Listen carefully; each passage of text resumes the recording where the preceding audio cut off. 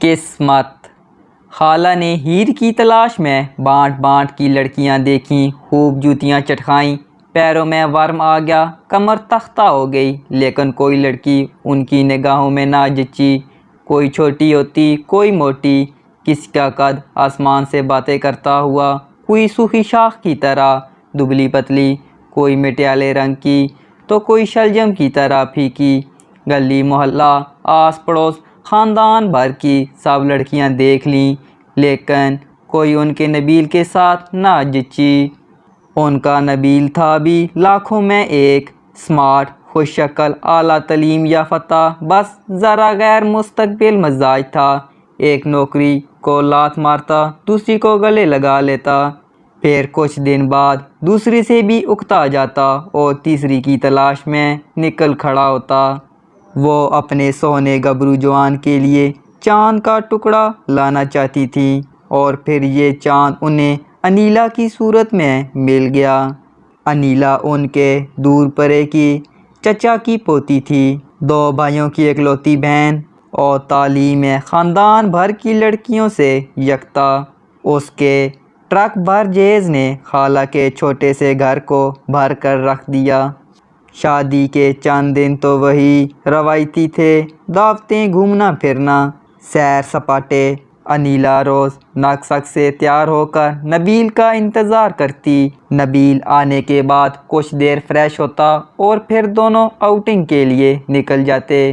رات گئے جب ان کی واپسی ہوتی تو خالہ کے خراٹے گونج رہے ہوتے۔ انیلا گھریلو کام کاج میں کم ہی دلچسپی لیتی۔ خالہ کوئی کام کہہ دیتی تو مارے باندھے کر دیتی، خود سے کسی کام میں ہاتھ نہ ڈالتی۔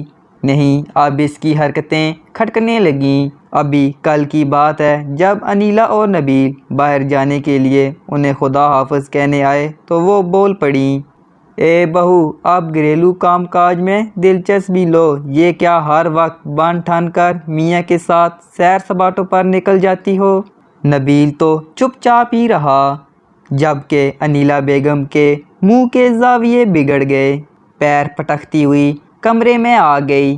رات کو کھانے کا بھی مکمل بائیکاٹ کر دیا، لیکن آخر کب تک بھوک ہڑتال کرتی؟ رات کو بھوک کے مارے پیٹ میں مروڑ اٹھنے لگے۔ صبح منہ پھیلائے ناشتے کی میز پر حاضر تھی۔ ناشتے کے بعد خالہ نے انیلا کے ذمے کچھ کام لگا دیے، جو مارے باندھے انیلا نے کر ہی لیے۔ دوپہر کو ایسی گہری نیند سوئی کہ خالہ کمرے کا دروازہ کھٹکا کھٹکا کر تھک گئیں۔ رات کو نبیل کے آنے پر ہی دروازہ کھلا۔ کچھ دنوں تو خالہ نے انیلا کی حرکتیں برداشت کیں، پھر ان نے صبر کا پیمانہ لبریز ہو گیا۔ انہوں نے انیلا کو کام چوری اور کاہلی کے طعنے دینے شروع کر دیے۔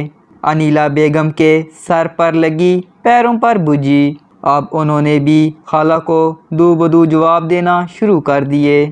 اب خالہ کے چھوٹے سے فلیٹ میں وہ مارکا آرائی ہوتی کہ آس پڑوس کے لوگ بھی ان کی لڑائیوں میں دلچسپی لینے لگے۔ دائیں طرف والی شبنم تو باقاعدہ لڑائیوں کا انتظار کرتی۔ جس دن لڑائی نہ ہوتی وہ تانگ جھانک میں لگ جاتی کہ خیر تو ہے، ساس بہو کی طبیعت تو ٹھیک ہے۔